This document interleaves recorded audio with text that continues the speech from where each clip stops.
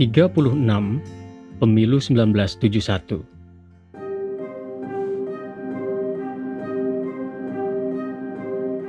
Pemilihan umum merupakan ukuran barometer kemampuan bangsa yang menjunjung tinggi asas demokrasi dalam menyalurkan aspirasi rakyat secara demokratis dan realistis, menjadi ukuran sampai di mana pelaksanaan asas demokrasi itu sendiri. Walaupun demikian, bagi kita, pemilihan umum tetap suatu alat yang penggunaannya tidak boleh mengakibatkan rusaknya sendi-sendi demokrasi dan tidak boleh menyebabkan rakyat jadi menderita. Pemilu harus menjamin tetap tegaknya Pancasila dan dipertahankannya UUD 45. Sejak Orde Baru berdiri, begitulah pandangan kita mengenai pemilu.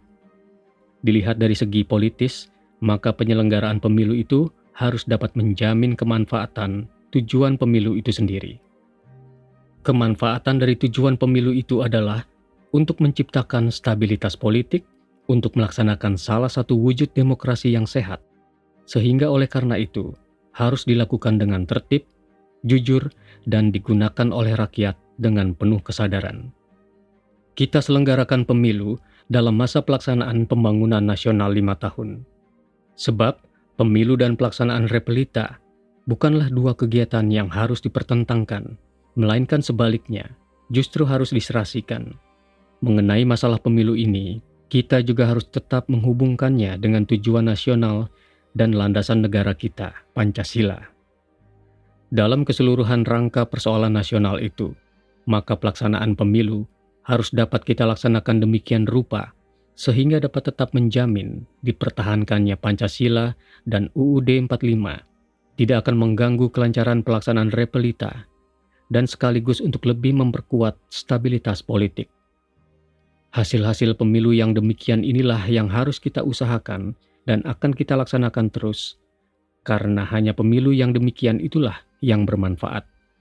Oleh karena itu, yang harus mendapat perhatian kita semua adalah bagaimana mengamankan dan menyukseskan pemilu itu, baik ditinjau dari perundang-undangannya, pembiayaannya, maupun persiapan-persiapan lainnya.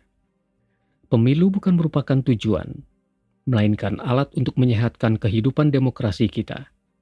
Saya menyadari bahwa untuk menyehatkan kehidupan demokrasi itu, pemilu memang bukan satu-satunya alat.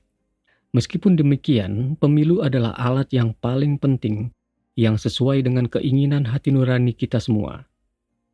Justru melalui pemilu inilah rakyat sendiri dapat secara langsung aktif memilih wakil-wakilnya yang dipercaya. Apakah dengan selesainya suatu pemilu, kehidupan demokrasi kita benar-benar telah tumbuh dengan sehat? Jawabnya, bergantung pada kita sendiri, pada pemimpin-pemimpin partai politik, pada pemimpin-pemimpin organisasi karya, pada kekuatan-kekuatan pembaharuan dalam masyarakat, dan kepada seluruh rakyat. Menumbuhkan kehidupan demokrasi memang bukan pekerjaan 1-2 hari. Menyehatkan kehidupan politik tidak akan cukup hanya melalui satu kali pemilu. Namun marilah kita laksanakan pemilu itu dengan kesungguhan hati, dengan penuh rasa tanggung jawab, kita semuanya, terutama untuk keselamatan bangsa dan negara. Kepada semua partai politik dan organisasi karya, saya serukan agar usaha-usaha dalam mengumpulkan dana dalam kampanye dan dalam pelaksanaan pemilu itu berjalan dengan bersih dan jujur. Sekali lagi, bersih dan jujur. Apapun yang kita kerjakan, stabilitas politik dan stabilitas ekonomi, kelancaran pelaksanaan pembangunan 5 tahun, dan terutama sekali persatuan dan kesatuan bangsa harus kita tempatkan di atas kepentingan golongan. Berlomba untuk mengejar kemenangan jumlah kursi jangan sampai dilakukan dengan mengabaikan kepentingan dan tugas nasional itu, karena berbuat demikian adalah bertentangan dengan semangat Pancasila. Kepada seluruh rakyat saya serukan agar menggunakan hak demokrasi yang sangat penting ini dengan setepat-tepatnya. Maka pemilihan umum 1971 pun kita langsungkan berdasarkan UUD 45. Setelah 15 tahun lamanya, kita tidak melaksanakannya. Hasilnya menunjukkan Golkar yang semula terdiri atas 200 organisasi karya lalu keluar dengan satu tanda gambar saja, yakni pohon beringin, mendapat 227 kursi di DPR, NU mendapat 58 kursi, Parmusi 24 kursi, PNI mendapat 20 kursi, dan Parkindo, Partai Katolik, serta Partai Murba mendapat sisanya. Seluruh kursi berjumlah 360 diperebutkan oleh 9 partai politik dan sekber Golkar. 100 diangkat dari ABRI, sehingga jumlah anggota DPR menjadi 460. Begitulah hasil pemilu 1971 yang membawa saya ke tugas berikutnya. 37. Mulai dengan konsensus nasional.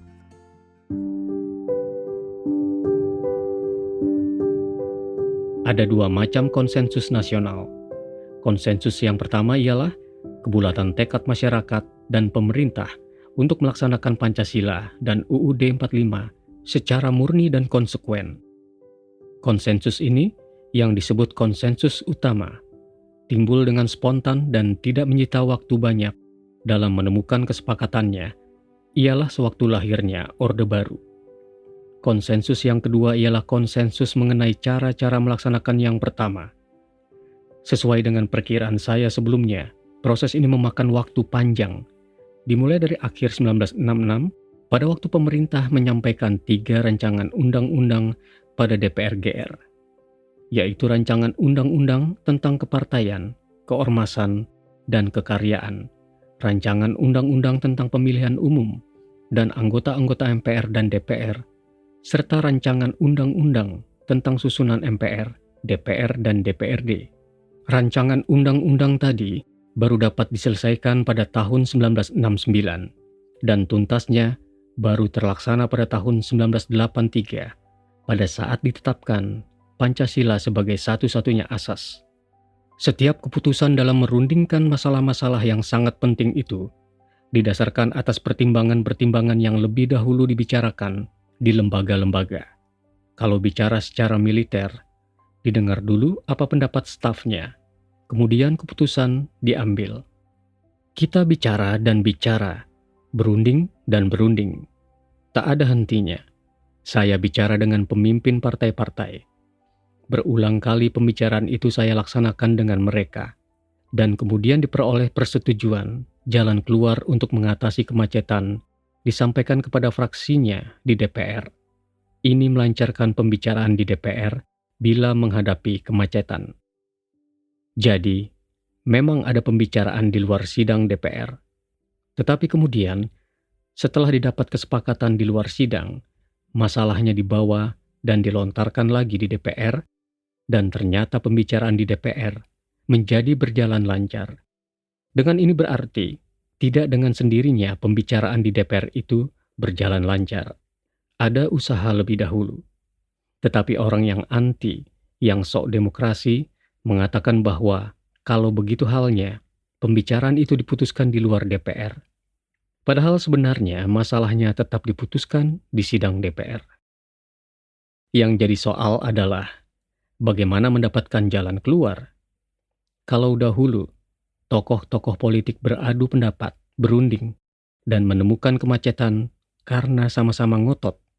Begitu halnya sewaktu sidang Dewan Konstituante di tahun 1955-1959.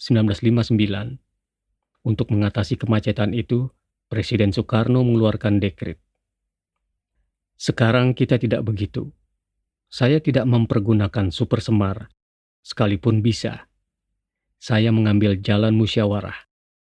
Tetapi tempo-tempo, orang-orang yang tidak mau mengerti mengatakan, ini cuma menempuh jalan sesuai dengan kehendak pihak penguasa. DPR bisa jalan karena tekanan dari pihak penguasa, katanya. Padahal kami melakukan musyawarah. Saya menjelaskan keinginan pemerintah, yaitu supaya didapat jalan keluar, sembari saya menampung dan mendengarkan keinginan para pemimpin partai-partai itu. Maka dalam musyawarah itu terdapat pertemuan pikiran. Lalu kita lemparkan pertemuan pendapat itu ke DPR untuk dimusyawarahkan lagi. Dan nyatanya didapat lagi konsensus.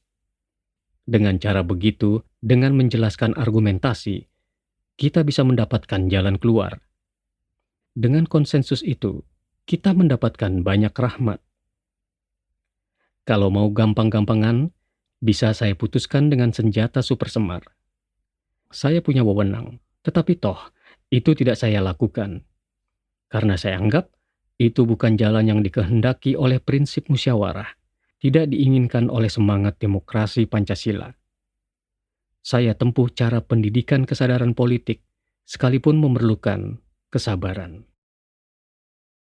Kuncinya bisa kita kembalikan kepada pertanyaan, benarkah kita kembali ke UUD 45 dan Pancasila yang murni? Kalau benar, mari kita buka jalannya dan bermusyawarah. Kemacetan yang biasa terjadi sebenarnya adalah disebabkan oleh pengaruh ideologi lain yang masih dianutnya. Yang kita alami misalnya, pengelompokan partai-partai setelah pemilu tahun 1971 dan pembentukan fraksi-fraksi di DPR dan MPR hasil pemilu 71. Walaupun penyederhanaan partai pada pemilu tahun 71 belum berhasil, prinsip-prinsip penyederhanaan telah tercapai. Pada waktu itu banyak yang belum mengerti. Apa sebenarnya cita-cita hidup kita? Itu pertanyaan yang saya lontarkan. Sebagai orang yang percaya kepada Tuhan Yang Maha Esa, percaya kepada akhirat, tetapi melihat juga masalah yang real di dunia, maka sebenarnya kita harus berpikir mengenai masalah dunia dan akhirat. Jadi soalnya, bagaimana kita harus bisa bersama? Bagaimana kita harus hidup bersama sebagai manusia yang utuh? Jadi soalnya, bagaimana kita harus hidup bersama sebagai manusia yang utuh, lahir dan batin, material dan spiritual, dunia dan akhirat itu.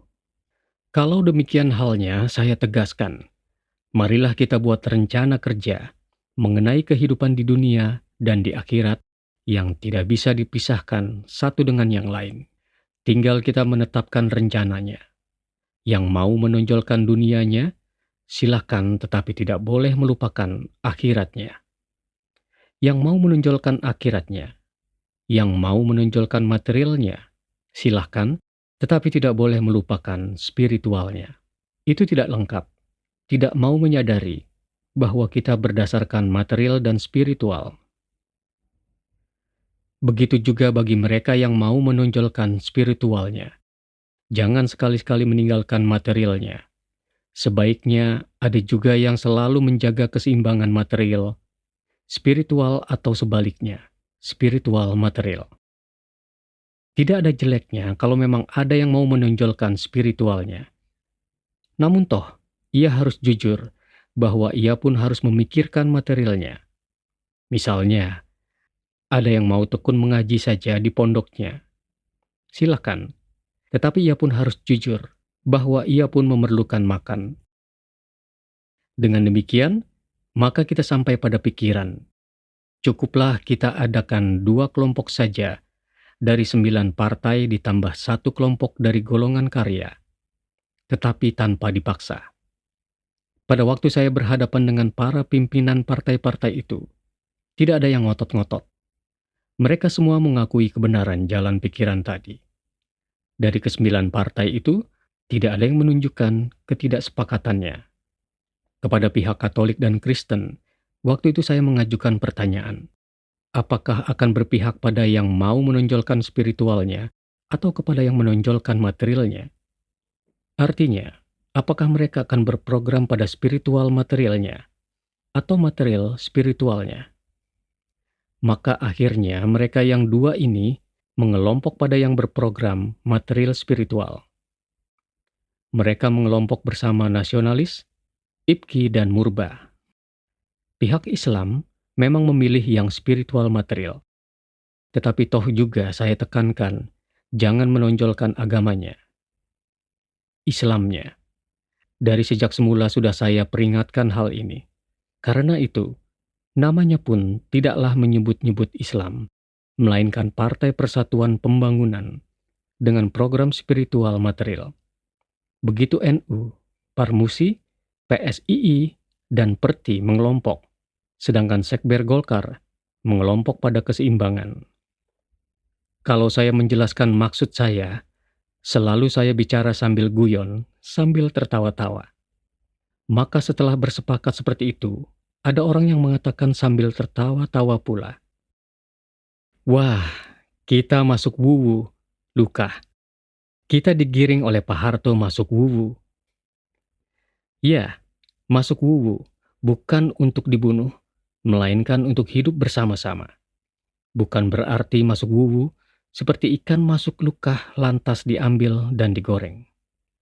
Melainkan masuk wuwu untuk makan bersama-sama. Dan sebagai wuwunya adalah negara Pancasila itu. Sesudah kita sepakat dengan konsensus itu, maka artinya kita tidak bisa keluar lagi dari dalamnya. Masakan ludah yang sudah diludahkan akan kita jilat kembali. Masuknya juga dengan kesadaran, dengan kerelaan, bukan dengan paksaan. Jalannya sudah ditentukan, porosnya sudah dipastikan, yakni Pancasila dan UUD 45 menuju ke arah cita-cita kita bersama. Kalau porosnya sudah ada, yakni yang satu itu, mengapa kendaraannya? Mengapa kendaraannya mesti begitu banyak, sampai mesti 9?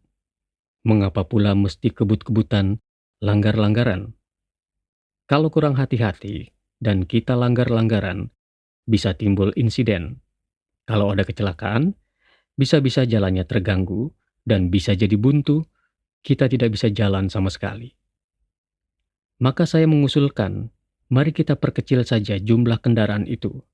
Tidak perlu terlalu banyak begitu. Tetapi tidak perlu pula hanya satu kendaraan. 2 atau 3 kendaraan, baiklah. Caranya, kendaraan sendiri kita parkir, lalu kita naik ke dalam kendaraan yang jumlahnya 2 atau 3 buah itu saja. Kalau memang sudah bisa begitu, ayo, kita tinggalkan kendaraan kita masing-masing itu. Kita jalan dalam satu poros dan tidak bersalip-salipan. Sewaktu belum ada undang-undangnya, maka kita parkir saja dulu kendaraan-kendaraan kita masing-masing itu. Kita pinjam 2 atau 3 kendaraan. Begitulah usaha kita dalam rangka mewujudkan 3 fraksi, yakni Partai Persatuan Pembangunan, Partai Demokrasi Indonesia, dan Golongan Karya.